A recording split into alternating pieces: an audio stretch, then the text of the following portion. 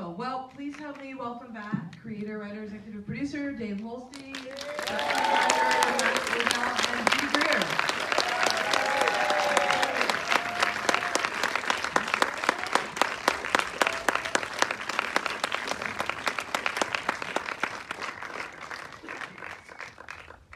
Wonderful. So, quite a jarring start to into the second season. I mean, the end of the first season was due as well. But can you talk about, in your mind, the transition for that character emotionally? Obviously, at the end of the first season, he kind of moves in next door, and now we find him kind of acting out, maybe somewhat unconsciously, on some of his thoughts from season one. So can you talk about that? Sure. You mean the transition from season one to season two? Yes, season one, season two. Yeah, I mean, season one was about someone who was sort of lying to themselves and bearing a lot of the things they needed to deal with. And we wanted the theme of season two to be honesty. And it felt like an interesting challenge to structure a first episode about somebody who, if they lie, can get everything they've ever wanted. And if they and what happens if they tell the truth. And season two is a lot about exploring the question of what are the consequences of telling the truth, and does it set you free, or does it build a bigger cage? And which I assume involves even more so that theme in the upcoming episodes. Yeah. It doesn't. Oh. It just ends. Yeah, it just ends. Very easily distracted. Well, it would be great too for some of us, who've gone through watching as well season one, to know a bit more about, because I think it's such a great, the tone, it's hilarious at times, but then also very heartbreaking and tragic. And so sort of where the idea for this character that feels like a bit of an amalgam of a certain type of character. Yeah, I mean, I started with Mr. Rogers. I started with somebody who just was so good, and I wanted to explore. I came from Weeds, and Weeds was a great show that was about anti-heroes. And it was at a time when Sopranos, Breaking Bad, premium cable was defined by having somebody who, a main character who could do a lot of bad things. And I thought maybe the evolution of that is a good character who's trapped in a dark world. And so where the character came from was taking someone like Mr. Rogers, and especially in the world we live in now, and seeing what struggle would exist between someone good and a world that's continually begging you to be bad. And within that, Judy Greer. And it's a comedy. And it's comedy. Yes. Don't forget it's So that sort of leads to my question for Judy Greer. Is sort of what did you find challenging about this oscillation between tone, and what did you find exciting about it? Well, that was the first time I've seen these two episodes, so I was like a little like, whoa. I guess I didn't ever think about playing certain moments as funny and certain moments as poignant. I mean, I think what Dave always asked of all of us and our directors as well, and we have great directors all season, was to just play the scene and let them worry about the tone. It's so easy with these amazing scripts to just get lost in the dialogue, and I don't feel like I have to worry about that stuff. I felt like I was really, really proud of what I saw. I hope you guys liked it. I'm really blown away by it.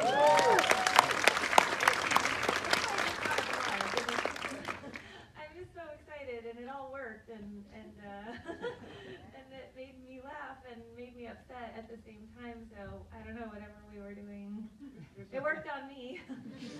There's a weird formula on this show you have to trust, which is the more you emotionally ground the story, the more absurd you can get with everything else. Yeah, and that part's not my job as an actor. My job is to No, I don't know why I'm looking in this direction. I know, it's thinking, but I think that we, as actors, our best bet is to just be truthful to the scene, and yeah, you guys write crazy shit. Make it look really crazy. It's our production designer, I know you know that.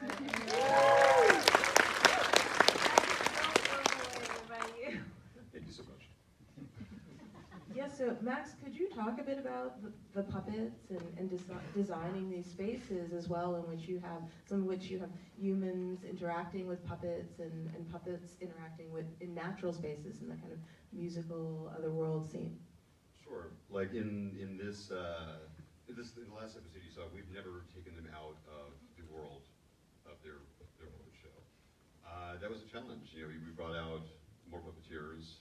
There's other things to consider in how you hide puppets in the real world. it's an insane sequence, but no, I mean, developing them in the first place is fun because you want to create something that's both kind of nostalgic but also novel, and then bring them into a new environment that it wasn't designed for. Creates new challenges. I just want to acknowledge that as I looked over you, I realized that Gwen and Dan, who play astronaut, are. No, I just saw we were that sitting too, in the front and our row. puppeteers, some of our puppeteers Oh, are everyone. here.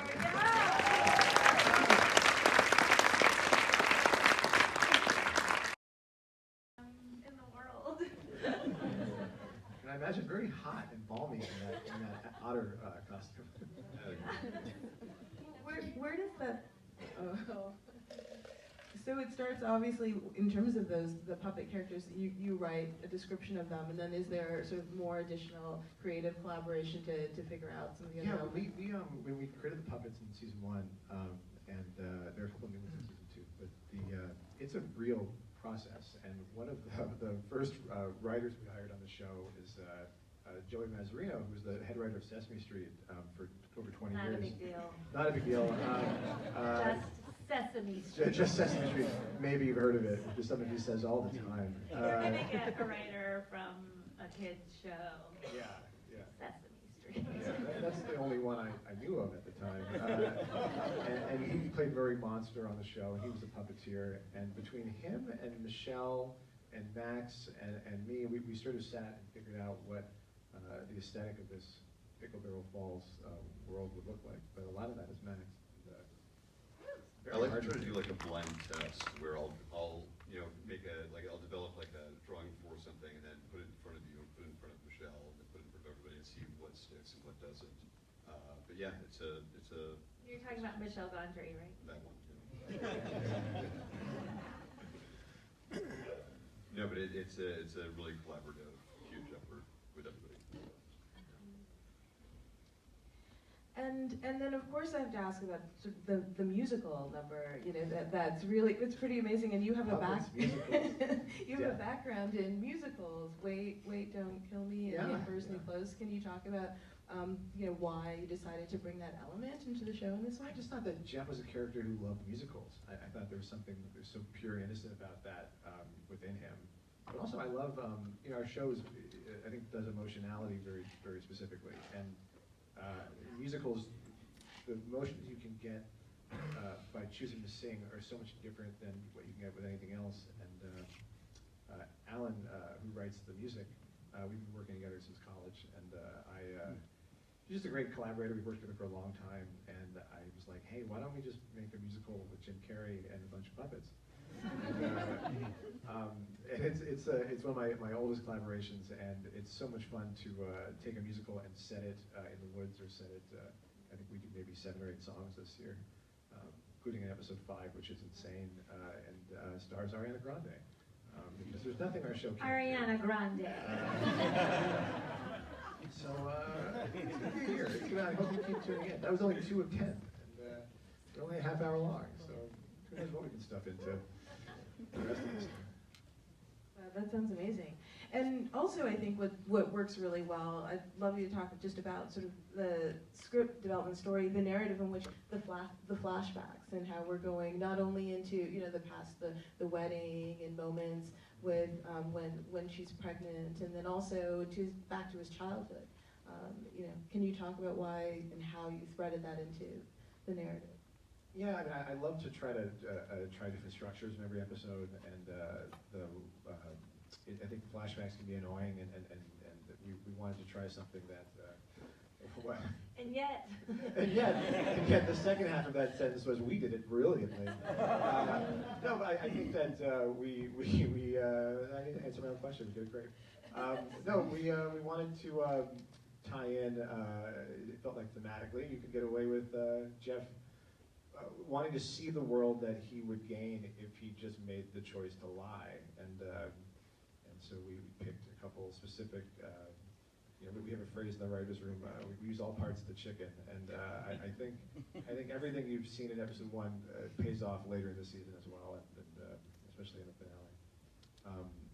What was the second part of your question? It was about flashbacks and in episode 2 when he went to the past as well. Yeah, episode 2 was about in the present he was trying to figure out how to get up the falls, and in the past trying to figure out how to get down the falls, and it felt like if we're going to go in his head, we might as well keep going and end up in his past and try to bring everything together at the end, which was a fun challenge to do. I liked it. Good. I've always wanted to know more about Jeff's past. So when I was reading the scripts, it was really cool and helpful.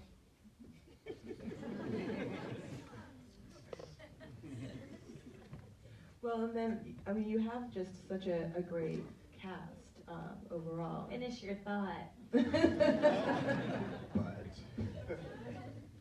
But really, and so I wanted to, did you already have in mind these cast members some of them as you were writing the script, or was it sort of a? I don't know who I would be if I could just, sit in my room and think, these 4 people.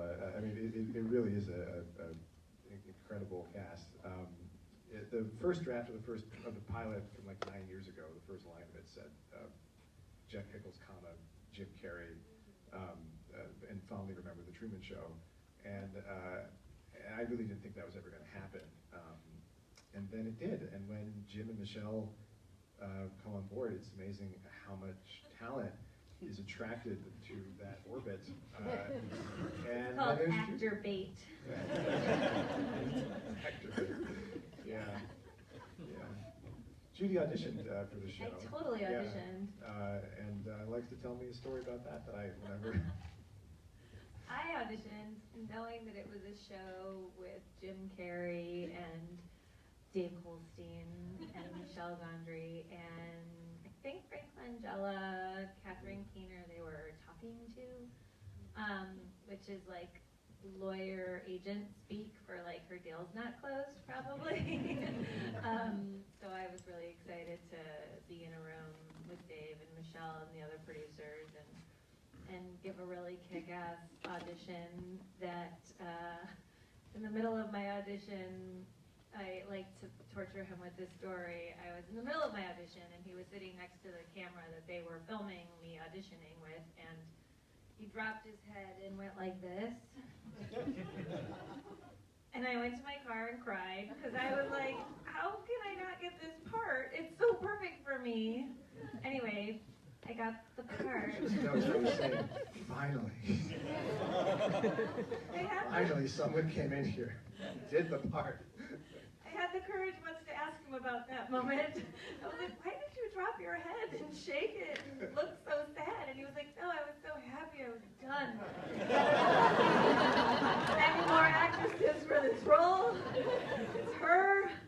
Like, just for future reference, when you're auditioning people in the future, that doesn't feel awesome. I've since taken the note. How'd you get the job? Great question. How did I get here? I had been working with Michelle, and that's how I ended up with the job. And that's how you get stuck with me.